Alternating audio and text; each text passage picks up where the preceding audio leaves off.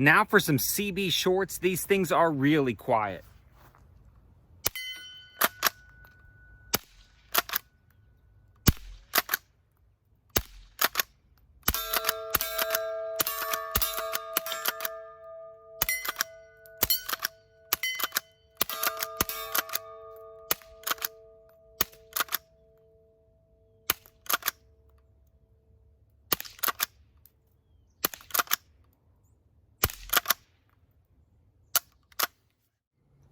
Alright guys, well I'm back today with a very cool little pump action 22 made by Rossi, the Rossi Gallery Gun.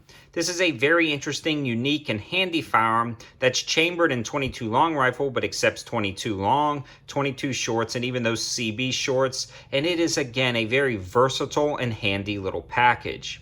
This harkens back to some of the Rossi Gallery guns they created starting in the 1890s, and this is a modern reinterpretation of that firearm.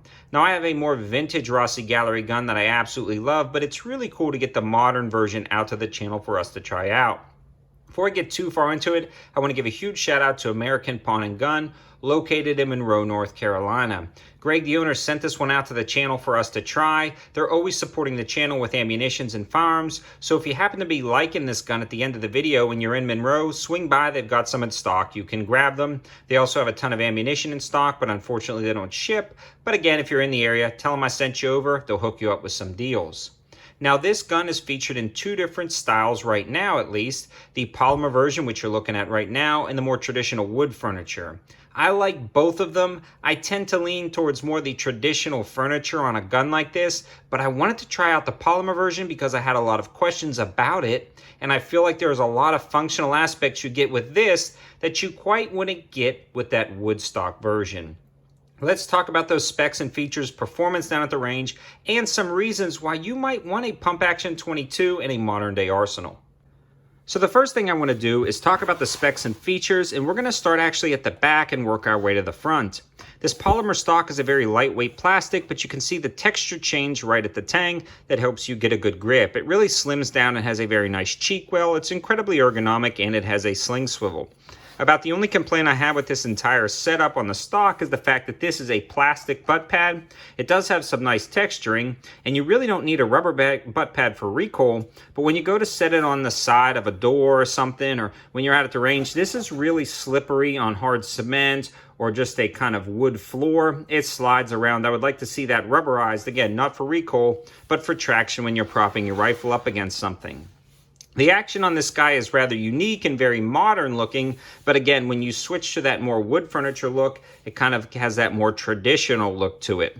The action itself is activated by the pump, which we'll take a look at in a second, but the pump only works when the hammer is down. So if you wanted to remove a spent shell casing, you actually depress this lever right here, and then that allows you to work the pump even when the hammer is back to remove those spent shell casings.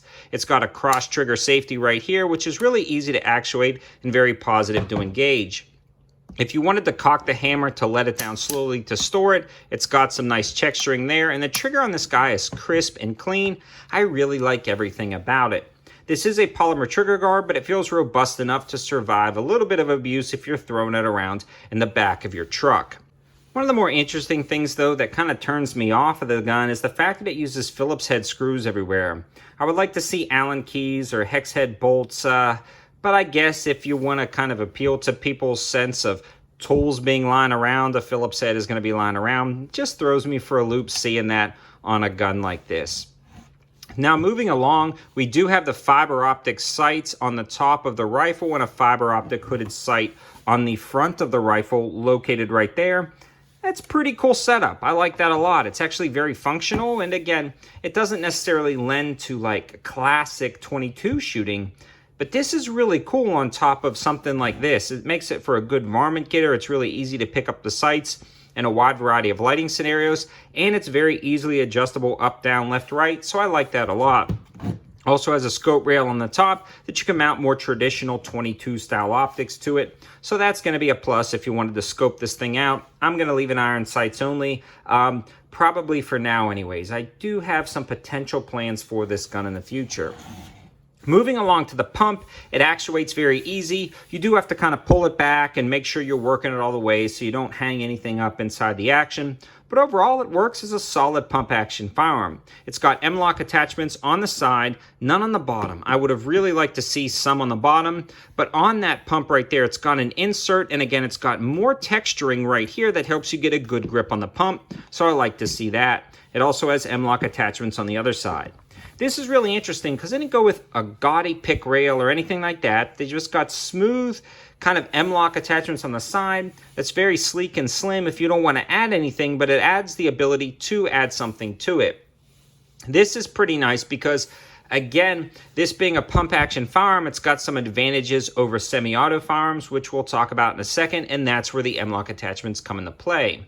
If you wanted to shoot quietly at night and you wanted to use this as a little varmint getter or something like that, you could mount a light here, and that would be pretty slick. You could even do kind of an offset 45, wrap it above the barrel right here, just before the sights, kind of tuck everything real clean. You could have a light or maybe even IR laser on the other side and use this for night vision. And because this is a closed breech gun, meaning it closes the breech is locked when it's fired and it doesn't open up, it's actually very quiet with subsonic ammunition or CB shorts. Moving along to the front, you guys can see the barrel right here, the hooded sight we already talked about. And the way to load this, guys, you or just kind of rock that over like every other 22 that's in the same configuration. You slide this brass rod out, you load in the 22s. This one actually holds 15 22 long rifles, which is a pretty good capacity with an 18-inch barrel. The other thing about this is it actually shoots CB shorts as well, and that's kind of where I'm going to get into the function of this rifle, as well as why would you want a pump gun in a modern day arsenal. We've already hinted at it, but let's dig a little bit deeper. When you're discussing function and why you would want something like this, one of the main things I think about is the versatility of the ammo selection that you can put through this pump gun. If you were looking for a pump, or if you were looking for a 22, just an all-around 22, this is good. So it's got high capacity, so 15 rounds, that's pretty decent. Then the action is very easy to use. I find the pump is a little bit easier to use and quicker to use for speedy shots than a lever action gun. And then again, it's a little bit quicker to use than a bolt action gun. Also, it's a little bit more versatile in the ammunition selected because it's a tubular fed magazine. You can put 22 long rifle, 22s, 22 longs, and 22 shorts, even CB shorts, those micro rounds. And that actually steps the capacity up to 21 rounds. Then when you start talking about specialty ammo like subsonic ammo and CB shorts, when you're loading those in here, this actually sounds suppressed. Most of the powder is burnt by the time it exits the barrel. The breech is closed when it fires, so you're not getting that sound out of the breech. And with CB shorts, this sounds like a suppressed rifle. 21 rounds of CB shorts with a little light on here would be an amazing varmint getter.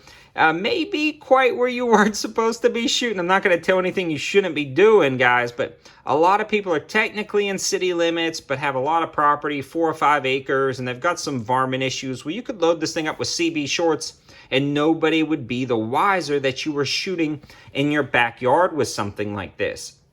So that is a great versatile option, but then you can load it up with full power rounds if you wanted to go squirrel hunting or varmint hunting with CCI mini bags, CCI stingers, and it would function great too.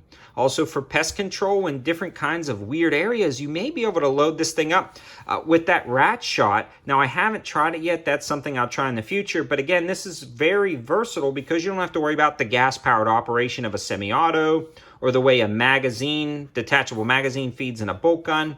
This is going to be great for all types of rounds. So it's quiet, it's versatile, it's functional, a high capacity, pretty speedy operations. I mean, those are in a nutshell why you would want a pump action firearm in your arsenal, and Rossi does an amazing job. Now, functionally, I had no issues whatsoever. It functioned really good, it worked really good. One disconcerting thing though that I do want to mention, and this is going to be something with all pump firearms. If a little dirt or a little debris gets in there with your shells, I had one out of about the 400 or I guess 350 rounds I put through this where I pumped it, nothing happened, it looked like the gun was empty. I pumped it again and it loaded another round, so it kind of got hung up in the tube for that one pump. So with a pump gun, when you are done shooting for the day, make sure you clear that thing out, guys. I mean, make sure you really rack it through and clear it out so there is nothing in there. Visually look, undo the tube on the end, rattle it around, make sure nothing's hung up in there because you don't want to accidentally leave one in that tube that might have got hung up and caused problems. So that is something to consider. In a nutshell, guys, I love this gun.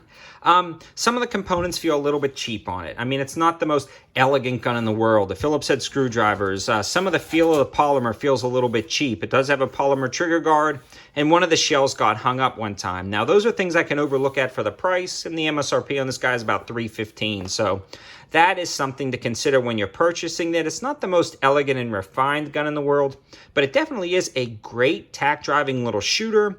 I shot it on paper at 25 yards, putting them in really tight groups. I mean, overall, I don't have many negative things to say about it, and I hope that kind of summarizes my opinion about this gun. Also, guys, again, if you happen to be in Monroe, North Carolina, swing by American Pawn and Gun, check them out.